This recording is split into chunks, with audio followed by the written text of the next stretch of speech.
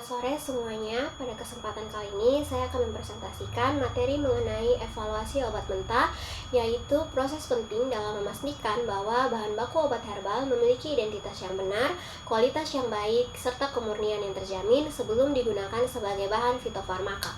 Obat mentah biasanya berasal dari tanaman obat sehingga memiliki variabilitas alami yang cukup tinggi.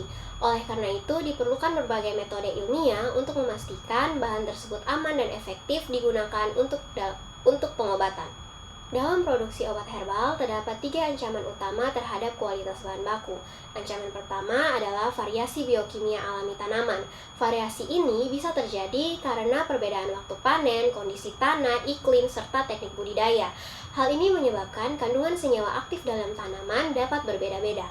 Ancaman kedua adalah penyimpanan dan degradasi senyawa aktif. Jika bahan tidak disimpan dengan baik, senyawa aktif dapat mengalami kerusakan akibat cahaya, suhu, kelembapan, maupun oksidasi. Ancaman ketiga adalah adulterasi atau pemalsuan bahan. Ini terjadi ketika bahan asli dicampur atau diganti dengan bahan lain yang lebih murah atau bahkan berbahaya. Karena itu, evaluasi analitis sangat penting untuk mengubah bahan alami yang bervariasi menjadi produk herbal yang standar dan berkualitas tinggi.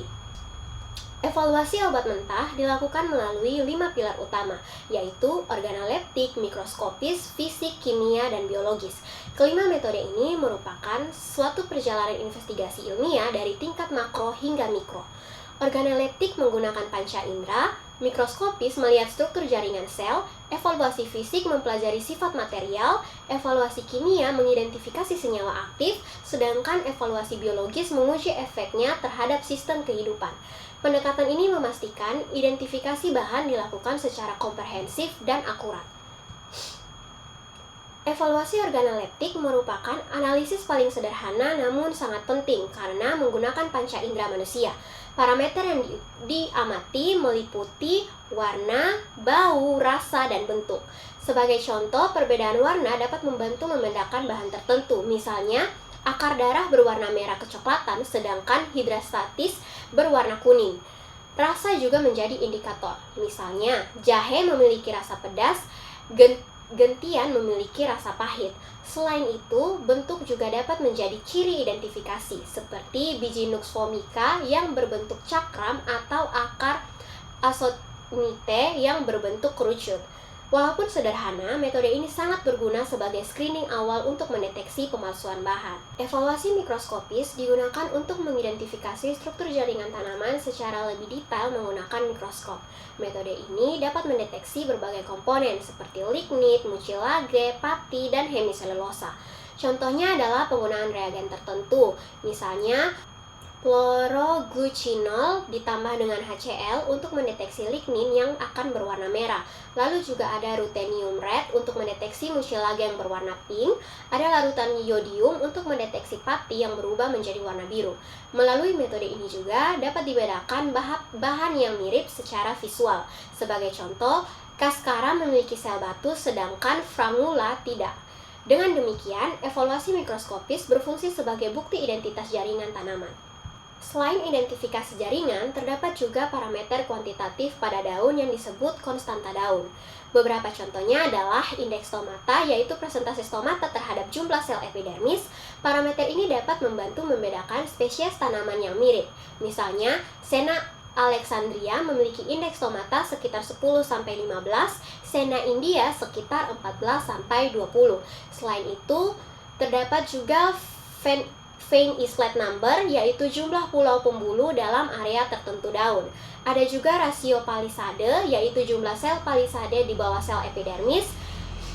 Nilai-nilai ini menjadi sidik jari morfologis tanaman yang membantu identifikasi spesies. Metode lain yang digunakan adalah mikroskopi kuantitatif menggunakan spora Lycopodium. Nah, metode ini digunakan untuk menentukan kemurnian bahan obat berbentuk serbuk. Spora Lycopodium digunakan sebagai standar internal karena jumlah sporanya diketahui, yaitu sekitar 94.000 spora per miligram. Dengan membandingkan jumlah spora dengan jumlah partikel bahan dalam bidang mikroskop, dapat dihitung persentase kemurnian dari sampel. Metode ini sangat penting terutama ketika uji kimia atau fisika tidak dapat mendeteksi campuran bahan bertepung. Evaluasi kimia bertujuan untuk mengidentifikasi komposisi molekuler bahan obat. Terdapat 3 pendekatan utama. Yang pertama adalah uji kualitatif, seperti reaksi warna untuk mendeteksi senyawa tertentu. Contohnya, uji Murikside untuk basa purin, lalu ada reagen Van Oort untuk ergot, dan ada reaksi Vitali untuk alkaloid tropan. Nah, pendekatan kedua adalah uji kuantitatif, seperti penentuan nilai asam, nilai ester, nilai saponifikasi, dan nilai asetil.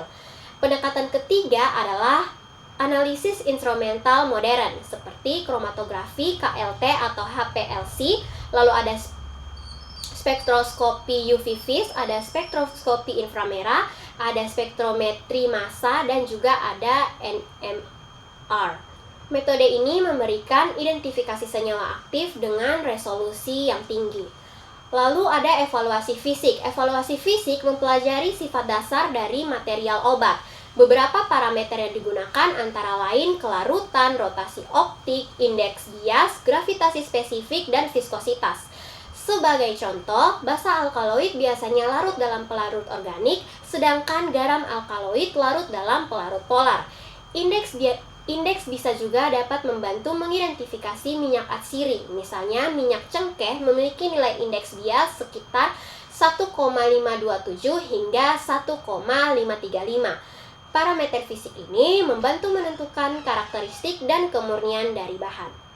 Selain itu, terdapat parameter fisik lain yang juga penting. Contohnya adalah titik leleh yang dapat digunakan untuk mengidentifikasi bahan seperti lilin lebah dengan titik leleh sekitar 62-65 derajat Celcius.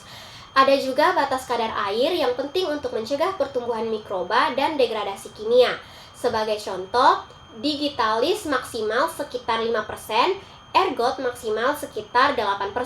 Selain itu, sinar UV dapat digunakan untuk membedakan fluoresensi bahan tertentu seperti pada bubuk rubak. Selanjutnya ada analisis nilai abu. Analisis nilai abu digunakan untuk mendeteksi kandungan mineral atau kontaminasi tanah pada bahan obat. Proses ini dilakukan dengan pembakaran bahan pada suhu sekitar 450 derajat Celcius hingga menghasilkan abu. Ada beberapa jenis nilai abu, ada abu total, abu tak larut asam, dan abu larut air. Sebagai contoh, pada jahe, nilai abu total sekitar 6% dan abu larut air sekitar 1,7%. Nilai abu tak larut asam sangat penting untuk mendeteksi kontaminasi tanah atau pasir. Selanjutnya adalah nilai ekstraksi. Nilai ekstraksi menunjukkan jumlah senyawa dapat diekstraksi oleh pelarut tertentu. Biasanya digunakan 3 jenis pelarut. Air untuk mengekstraksi glikosida dan tanin, alkohol untuk mengekstrak tanin dan resin, eter untuk mengekstrak minyak volatil dan juga lemak. Nilai ekstraksi ini memberikan profil karakteristik bahan obat mentah. Walaupun evaluasi fisik dan kimia sangat penting, keduanya tidak selalu mampu menggambarkan potensi farmakologis yang sebenarnya. Oleh karena itu, diperlukan evaluasi biologis. Evaluasi biologis bertujuan untuk mengukur aktivitas farmakologis, potensi terapeutik, dan toksisitas bahan. Terdapat 3 metode utama, yaitu ada metode toksik, metode simptomatik, dan metode jaringan atau organ terisolasi. Metode ini memastikan bahwa bahan obat benar-benar memiliki efek biologis yang diharapkan. Pengujian biologis dilakukan dalam beberapa tingkat. Tingkat pertama adalah pengujian pada hewan utuh, misalnya tikus atau merpati, untuk menguji efek obat tertentu. Tingkat kedua adalah pengujian jaringan atau organ terisolasi, misalnya pengujian efek ergot pada usus kelinci atau rahim kelinci. Tingkat ketiga adalah pengujian mikrobiologi menggunakan bakteri, ragi, atau jamur. Metode mikrobiologi biasanya digunakan untuk mengidentifikasi aktivitas antimikroba atau vitamin. Sebagai kesimpulan, evaluasi obat mentah merupakan proses komprehensif yang melibatkan berbagai metode analisis. Metode tersebut meliputi organoleptik, mikroskopis, fisik, kimia, dan juga biologis. Kelima metode ini membentuk sistem evaluasi berlapis yang berfungsi sebagai jaringan pengaman kualitas bahan obat. Dengan pendekatan ini, bahan tanaman yang memiliki variabilitas alami dapat diubah menjadi fitofarmaka modern yang aman, efektif, dan memiliki standar mutu yang tinggi.